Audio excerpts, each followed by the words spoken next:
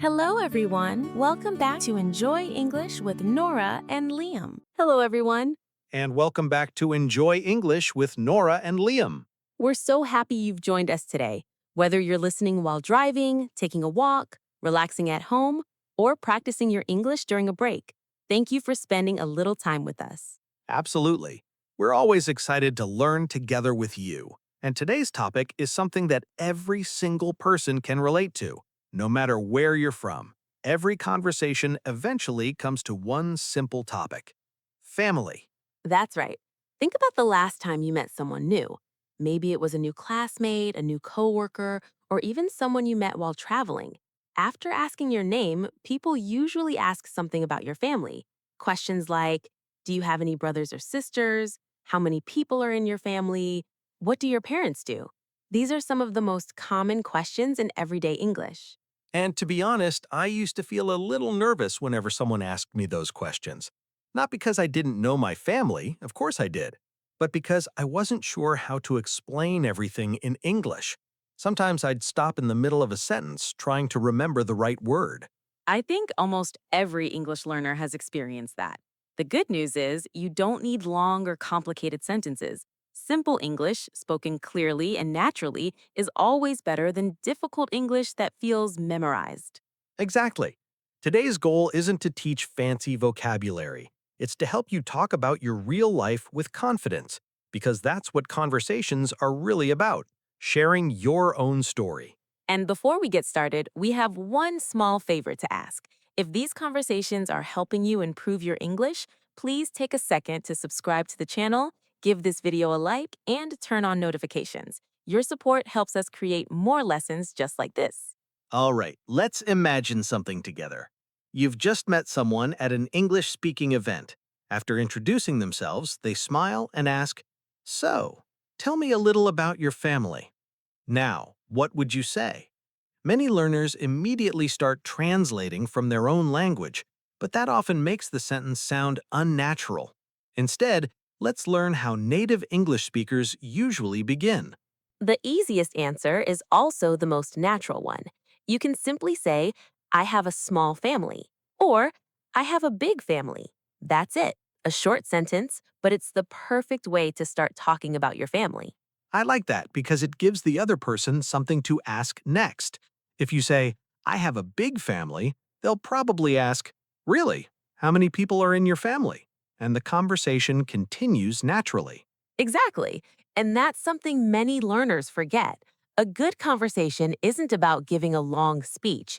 It's about answering one question at a time naturally. Let's continue with another common question.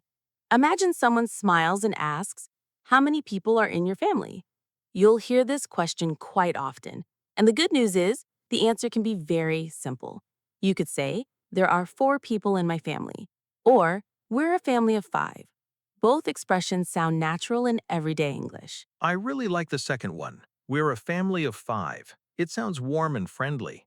Honestly, I don't think I've ever used that expression before. It's definitely worth remembering. Native English speakers use it all the time. You can even make your answer a little more personal. For example, we're a family of 5: my parents, my older sister, my younger brother, and me. See how easy that is? One simple sentence naturally leads to the next. Speaking of brothers and sisters, there's one word I hear all the time: siblings. I hear it in podcasts, movies, even everyday conversations, but sometimes I'm not sure exactly when to use it. That's completely normal. Many English learners feel the same way. The word siblings simply means brothers and sisters. So instead of saying, I have one brother and one sister, you can simply say, I have 2 siblings. It's shorter, more natural, and very common in spoken English. So if someone asks, "Do you have any siblings?" they're really asking, "Do you have any brothers or sisters?" Exactly. And your answer doesn't have to be complicated. You could say, yes, I have one older brother, or yes, I have 2 sisters, or even, no, I'm an only child. We'll explain the phrase only child a little later. For now, just remember that siblings is one of those words you'll hear almost every day. Here's something else I've noticed. People often say, "my older brother," or "my younger sister," instead of simply saying "my brother" or "my sister." Is there a reason for that? That's a great question. Yes, there is. English speakers often like to make the relationship a little clearer. For example, my older brother lives in Canada, or my younger sister is still in high school. Of course, you can simply say my brother or my sister. That's perfectly correct. But when the age difference matters, using older or younger helps the listener understand your family more easily. I like that. It's such a small detail, but it makes your English sound much more natural. Instead of memorizing difficult grammar, you're simply learning how real people speak every day. Exactly. And that's our goal throughout this series. Not just learning English, but learning how to use it comfortably, confidently, and naturally in real conversations. Now, let's move on to another question you'll hear very often. Someone might ask, what do your parents do? At first, this question sounds a little confusing. Some learners think it's asking, what are your parents doing right now? But that's not what it means. Most of the time, people are asking about your parents' jobs. Oh, that used to confuse me. I remember someone asked me that once, and I almost answered, my dad is watching TV. Luckily, I realized they were asking about his profession. Exactly. It's a very common misunderstanding. So if someone asks, what does your father do? You can answer, he's a teacher, or he owns a small business. If they ask about your mother, you might say, she works in a hospital, or she's an engineer. Simple answers are always the best. But what if I don't want to talk about their jobs? Can I describe their personalities instead? Absolutely. In fact, that often makes the conversation more interesting. For example, my mom is very caring. My dad has a great sense of humor. Both of my parents are very supportive. These sentences tell people more about who your parents are, not just what they do. I like that idea. When someone talks about personality, it feels much more personal. You start imagining the people they're talking about. Exactly. That's one of the easiest ways to make your English sound natural. Don't only share facts, share a little bit of your life. Maybe your father loves cooking. Maybe your mother enjoys reading books. Maybe your parents always make everyone laugh during family dinners. Little details like these make conversations memorable. Speaking of personality, here's another word I hear quite often: strict. Parents are often described as strict. What exactly does that mean? Great question. A strict person has clear rules and expects people to follow them. For example, if your parents say homework comes before video games and they never change that rule, you could say, my parents are quite strict about studying. Or, my father is strict, but he's also very kind. I like that second sentence because people aren't usually just one thing. Someone can be strict and still be loving and supportive. Exactly. That's another great speaking tip. Instead of using only one adjective, try combining two ideas. For example, my mother is quiet but very funny. My brother is shy, but he's always willing to help. Those small combinations make your English sound much more natural. I can already see how these little changes make a big difference. Instead of giving short textbook answers, you're actually describing real people, and that makes the conversation feel much more enjoyable. That's exactly what we're aiming for. Real conversations, real stories, and English that feels comfortable every time you speak. Now, here's another question that comes up in conversations quite often. Someone might ask, are you close to your family? At first, many English learners think this question is about distance. Maybe they think it means, do you live near your family? But that's not what it means. Really? I used to think exactly that. Whenever I heard the word close, I immediately thought about location, like living in the same city. That's a very common mistake. In this situation, close means emotionally close. It means you have a strong relationship with your family. You enjoy spending time together, you support each other, and you stay connected. So if someone asks, are you close to your family? I could answer, yes, we're very close. Or, we talk almost every day. Exactly. Those are perfect answers. You could also say, we have dinner together every weekend. Or, even though we live far apart, we stay in touch all the time. Both of those answers sound very natural. I like that second one because nowadays many families don't live in the same city. Some even live in different countries, but they're still very close. That's absolutely true. Being close isn't about distance, it's about your relationship. You can live thousands of miles away and still talk every day. Or you can live in the same house but rarely spend time together. That's why English speakers use the word close to describe feelings, not just places. That's a really useful difference. I think understanding these little meanings helps us sound much more natural. It certainly does. Now, let's learn another useful expression. You may hear someone say, I'm very close to my immediate family, or I don't see my extended family very often. Have you heard those expressions before? I've heard them, but honestly, I sometimes mix them up. What's the difference between immediate family and extended family? It's actually very simple. Your immediate family usually includes the people closest to you: your parents, your brothers and sisters, your husband or wife, and your children if you have any.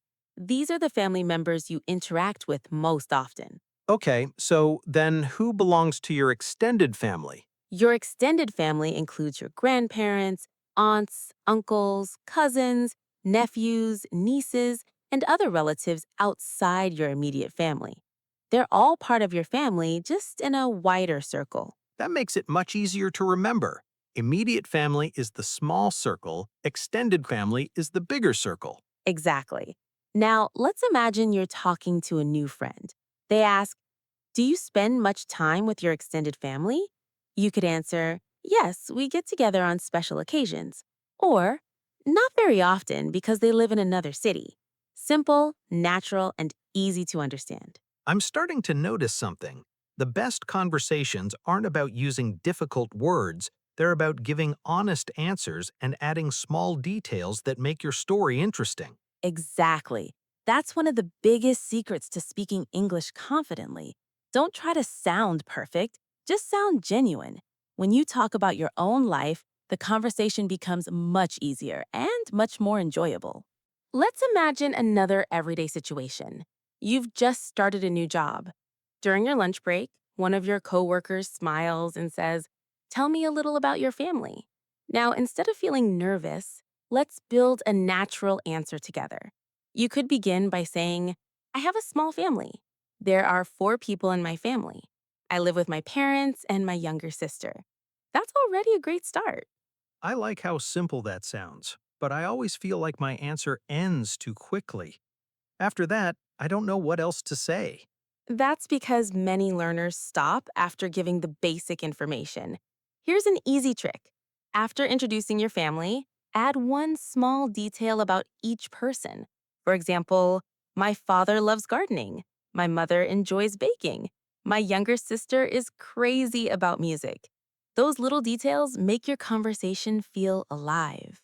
That's a really good idea. Instead of just listing people, you're helping the other person imagine your family.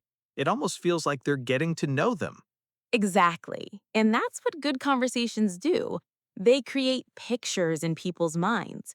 For example, instead of saying, my grandfather is old, you could say, my grandfather is in his 70s and he still goes for a walk every morning. Or, my grandmother makes the best homemade bread. Can you hear the difference? Definitely. The second version sounds much warmer. It tells a little story. And honestly, stories are much easier to remember than plain facts. Exactly. Now, here's another question people often ask. Who are you closest to in your family? What would you say? Maybe you're closest to your mother. Maybe your brother is your best friend. Or perhaps you have a cousin you've known your whole life. There isn't a right or wrong answer. Just be honest. You could say, I'm closest to my older sister because we tell each other everything. Or, my dad always gives me great advice, so we're very close. I really like those examples. They're simple, but they sound very natural. And I think that's something many English learners forget. You don't need impressive vocabulary to have a good conversation. Exactly. Confidence doesn't come from using difficult words, it comes from expressing your thoughts clearly. Even short sentences can sound wonderful when they're natural and sincere.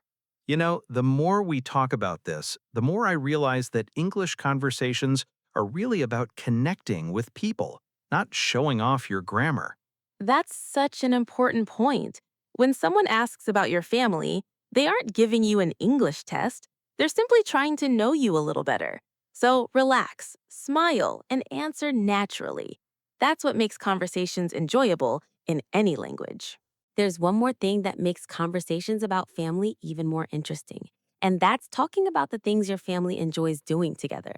Because family isn't just about names. Or relationships. It's about the memories you share. I completely agree. When someone asks about my family, I don't just want to say who they are, I also want to talk about the fun things we do together. It makes the conversation feel much more personal. Exactly. For example, you could say, every Sunday my family has dinner together. Or we love watching movies on Friday nights. Maybe your family enjoys traveling. Maybe you like playing board games together. Or perhaps everyone gathers at your grandparents' house during holidays. These little details make your English sound warm and natural. That's true. In my family, everyone loves food.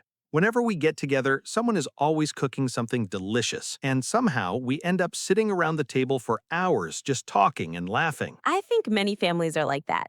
Sometimes the best memories aren't about expensive vacations.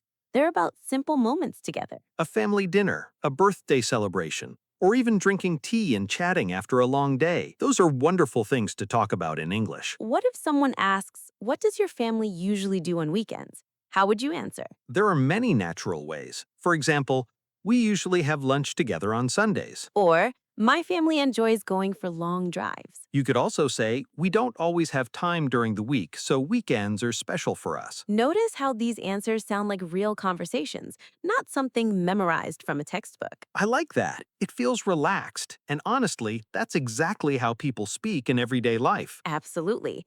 Now let's talk about hobbies. Many people enjoy telling others what their family members like to do. You might say, my mother loves gardening. My father enjoys fishing. My younger brother spends hours playing football. Or my older sister loves reading mystery novels. Simple sentences like these help people understand your family better. And what if two people in the family enjoy the same hobby? Can we mention that too? Of course, you could say, my dad and I both enjoy cooking. Or my sister and I love watching movies together. Maybe you and your mother enjoy shopping. Or your brother and father like cycling every weekend. These shared hobbies show the connection between family members. I never realized that talking about hobbies could make such a difference. Instead of simply saying, I have a brother, I could say, my brother and I both enjoy playing basketball after school. That sounds much more interesting. Exactly. Now you're giving the listener something to respond to. They might say, really, I love basketball too. And just like that, the conversation keeps going naturally. That's the beauty of everyday English. You're not trying to impress people, you're simply sharing your life. The more we practice, the more I understand something important. Speaking English isn't about remembering hundreds of difficult words.